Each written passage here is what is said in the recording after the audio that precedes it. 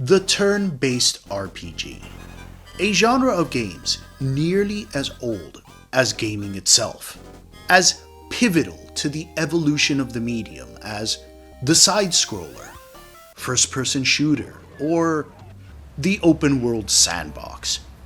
It has yielded countless critically acclaimed titles through the years and is still going strong to this very day, with Baldur's Gate 3 proving this style of game still has millions of fans. One of my earliest gaming memories is of the turn-based RPG.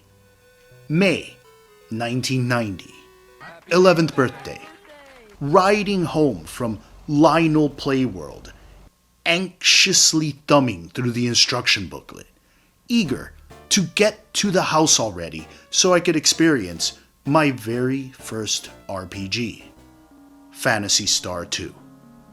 I will never forget that game, forever etched into my mind, for better and for worse. And while I really haven't played too many of these games, I do have a few fond memories here and there. Lunar the Silver Star, Super Mario RPG, Skies of Arcadia. But it has been a very long time since I'd played one. 20 years to be exact. Knights of the Old Republic on the Xbox. The thing is, as the years went on, I started to realize I don't really like turn-based RPGs. For one very specific reason: the combat. In the before times, RPGs were really the only games that provided deep, intricate storylines that took dozens of hours to complete. But that required concessions due to technical limitations, so the combat was never particularly good. For as memorable as Phantasy Star 2 may be to me, it did give me the first miserable taste of just how tedious and frustrating the combat in these games could be. This right here.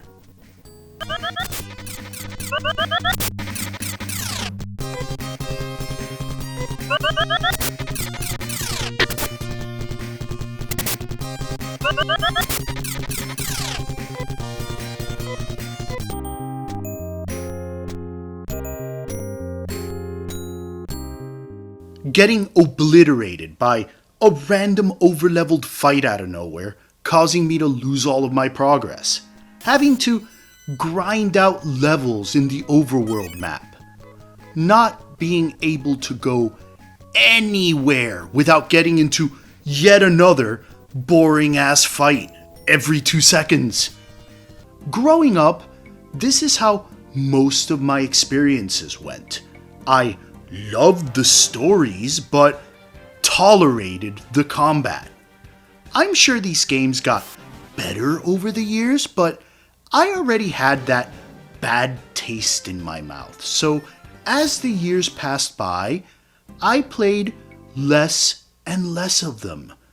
When technology finally caught up to where most games were able to tell a great story, I gave up on the turn-based RPG altogether. Since then, I'd kinda come to the determination that the turn-based RPG, and its combat in particular, no longer served a purpose.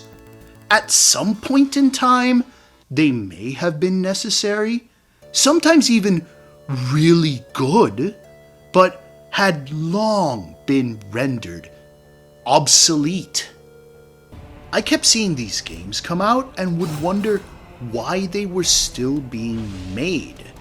I just figured it was nostalgia pandering, or maybe the developers were completely out of touch with modern gaming, or a little bit of both. So it came as quite the surprise that a game that is very deliberately nostalgia pandering actually piqued my interest. I would see it pop up on the social medias. It got some great reviews, and as I was looking through my PS Plus, seeing what I was going to play next, there it is. So I just caved. You know what? Why not? It had been forever since the last time I'd played one, and worst case scenario, I'll just put up with the shitty combat and enjoy a nice little story. Turns out, I had a really good time with it. Sea of Stars is exactly what it claims to be. A retro-style RPG reminiscent of a game that would feel right at home on the Super Nintendo. A nice colorful pixel art style, pleasant soundtrack that fits perfectly with both the art style and mood of any given area. No voice acting, only text boxes, complete with that little text scroll sound effect that which luckily could be turned off because I always found it pretty annoying. Multi-level overworld map leading you to the main area of exploration. The whole aesthetic package definitely tapped all those nostalgia buttons for me. I found the story pretty entertaining. It flows really well with great tonal shifts from happy to sad, serious to lighthearted, all while maintaining a whimsical quality to it that stays consistent to the overall aesthetic. There's little sprinkles of those tropes of the genre throughout the story. The betrayal and loss, all that good stuff that you know.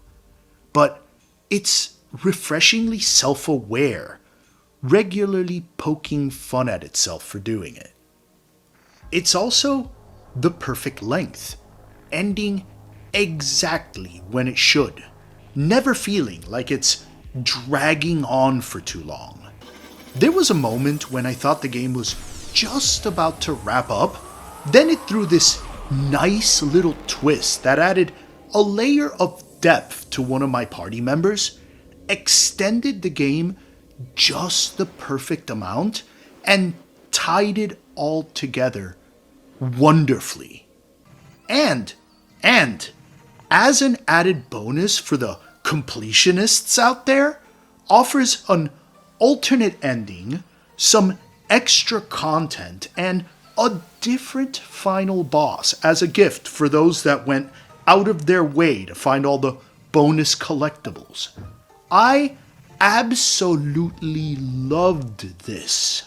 It was worth it just for the boss itself. That fight took me over an hour to complete and felt like it brought a satisfying sense of closure to the whole journey. Over an hour. An hour. In 35 plus years of playing video games, I don't think I've ever had a boss fight last this long.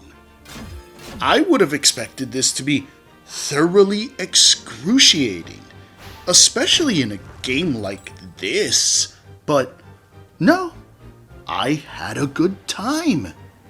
There's even a little surprise shift to a completely different style of play right at the end that should feel out of place yet somehow doesn't, and I don't know how they managed to do that. The combat is pretty good. I liked it. Okay, maybe that's going a bit too far. I didn't mind it at all.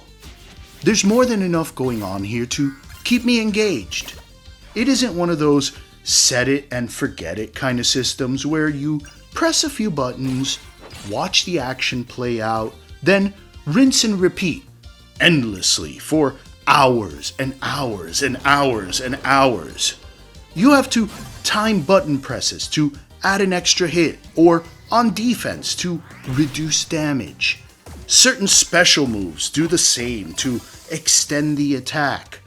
There's combo moves and ultimate attacks.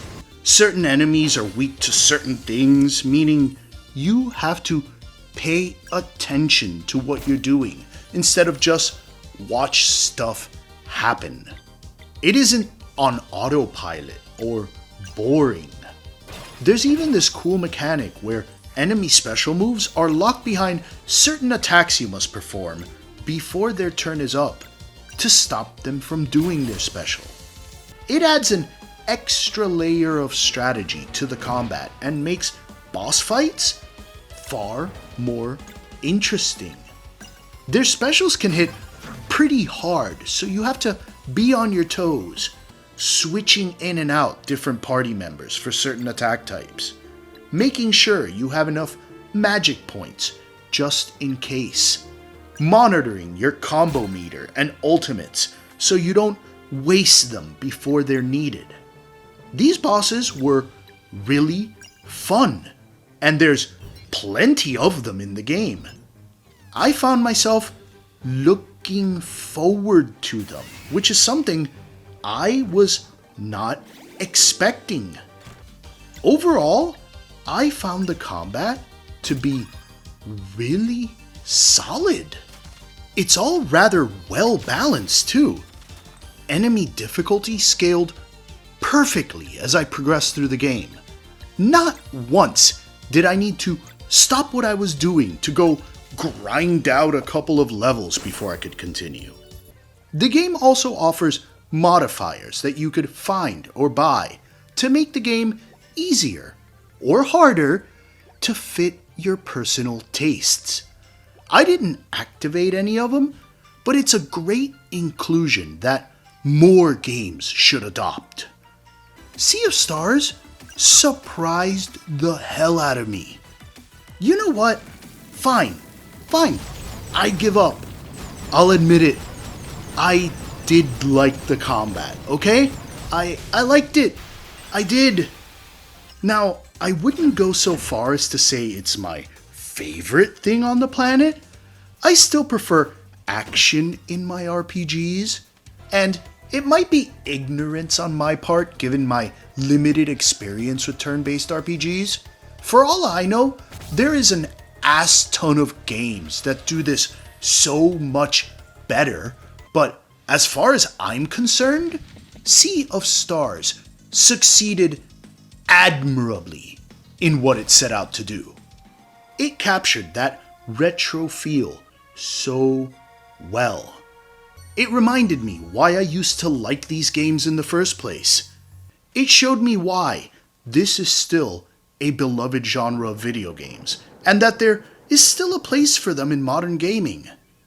I have been wrong about turn-based RPGs for a long time, and have missed out on some excellent games because of it. Maybe I'm ready to finally get around to Final Fantasy VII. I've had it for years, but haven't bothered to play it because I didn't want to. It's even made me want to give Phantasy Star 2 another go. I never did end up beating it as a kid. Let's see if I have the patience now that I'm a bit older. Alright, a lot older. Never mind. That shit still sucks.